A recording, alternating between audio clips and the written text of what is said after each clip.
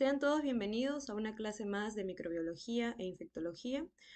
El día de hoy vamos a hablar acerca del parásito intracelular Trypanosoma cruzi.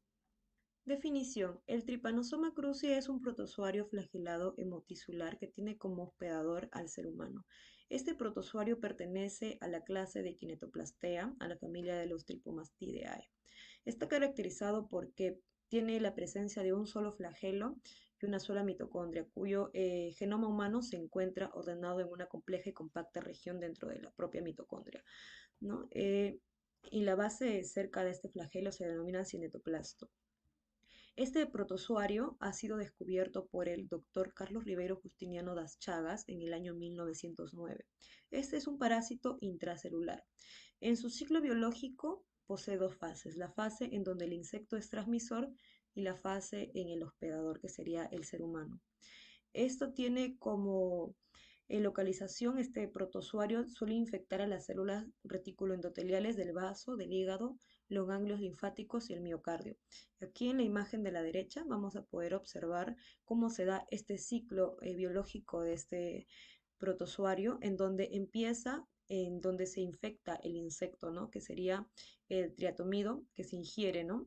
Luego, este se procesa en el intestino de la chinche, que es el vector, en el intestino y se convierte en epimastigotes. Estos epimastigotes se multiplican por fisión binaria y llegan a ser tiponomastigotes metacíclicos. Esta es la forma infectiva de este protozoario, de este parásito, en donde la chinche llega a picar al ser humano y transfiere este tripomastigotes metacíclicos. Pero ¿de qué forma? Al picarlo, al ser humano, este mosquito a su vez va este, haciendo deposiciones. Entonces, al ser humano, al rascarse, jala esas deposiciones hacia la herida y es ahí donde infecta la herida y pues se contagia, ¿no? Con este protozoario, con este parásito. El desarrollo en el hospedador se da por el tripomastigote metacíclico. Son fagocitados por las células que están presentes en el lugar de la picadura y se transforman en amastigotes. Y estos amastigotes van a ser los que se van a dividir por fisión binaria dentro de las células que han sido parasitadas, estas células reticuloendoteliales, y van a convertirse en tripomastigotes cuando ya abandonen la célula y entren dentro de la circulación sanguínea. Como vector común tenemos que este vector es o la chinche besucona, comúnmente conocida porque suele picar cerca de la comisura labial o cerca de las fisuras palpebrales. La transmisión de este mosquito se da, pues como hemos visto, por la tripanomosis, es la contaminación de la herida causada por el infecto transmisor con sus heces. Este tipo de enfermedad es una enfermedad parasitaria tropical que es generalmente crónica, ¿no? Y se da en zonas húmedas, como por ejemplo las zonas selváticas de Sudamérica, ¿no? Perú, Colombia, Brasil. Y se pensaba que solamente era en Brasil, pero también está en Venezuela, está incluso en Texas, Estados Unidos, y es por eso que se le conoce como tripanosomosis americana. Bueno, siguiendo con la epidemiología, es como fuente de infección y mecanismos de transmisión. Van a ser principalmente la sangre de los mamíferos, incluyendo también al ser humano. Existen dos tipos de mecanismos. El vectorial se va a dar a través de las heces infectantes del insecto, ya sea en la piel, en cosas de otros mamíferos, que pueden penetrar e iniciar la infección. Y también la parte no vectorial, que no necesita la presencia del vector y puede ocurrir por transfusiones sanguíneas, por placenta o también por un trasplante de órganos. Aquí nos va a explicar diferentes maneras de que la transmisión no vectorial indica que en los casos de infección se puedan dar en personas que no viven en áreas endémicas, y para esto también se puede tener lo que son los periodos de incubación y los periodos de transmisibilidad.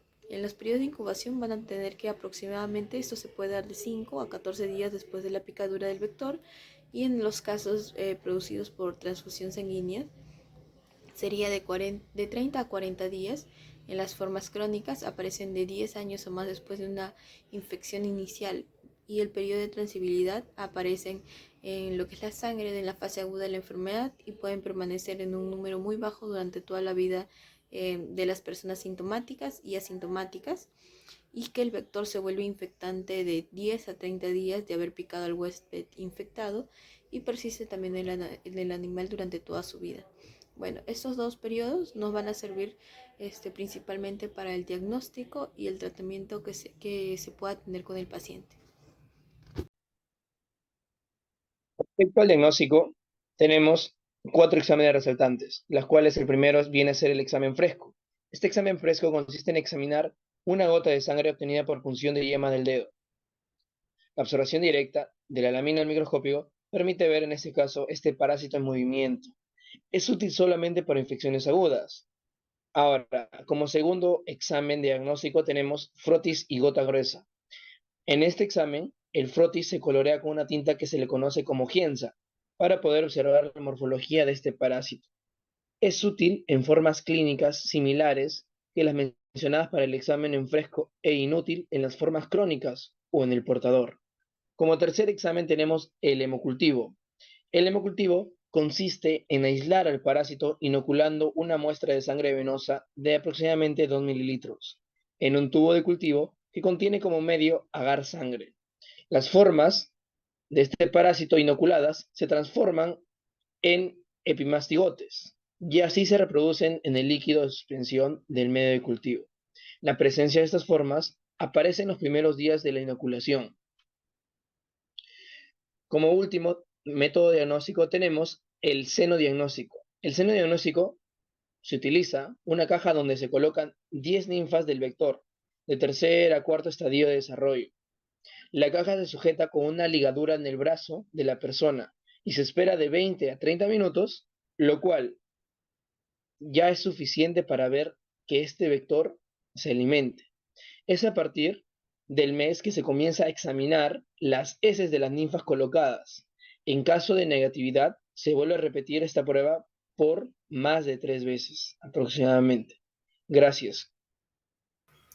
El otro fármaco recomendado es el benznidazol, también conocido como Rocha, por un lapso de 60 días.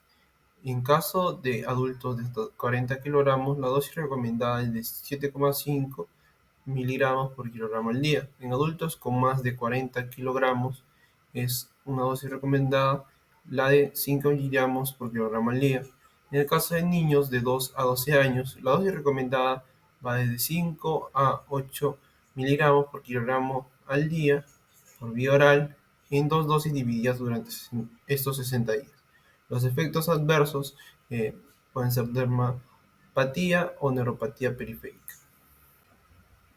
Para el tratamiento de esta enfermedad, según el proyecto conjunto de la Oficina General de Epidemiología, Instituto Nacional de Salud, MINSA, nos recomiendan el uso de dos fármacos, Nifurtimox, también conocido como Lampit, por un lapso de 60 días. En el caso de adultos de hasta 40 kilogramos, es de 10 a 12 miligramos por kilogramo al día. En caso de adultos con más de 40 kilogramos, la dosis recomendada es de 8 a 10 miligramos por kilogramo al día. En el caso de los niños es de 15 miligramos por kilogramo al día cada 8 horas. Dentro de los efectos adversos podemos encontrar la inapetencia, náuseas, vómitos, pérdida de peso, trastorno del sueño y de comportamiento. Estos efectos adversos no son lo suficientemente necesarios como para detener el tratamiento.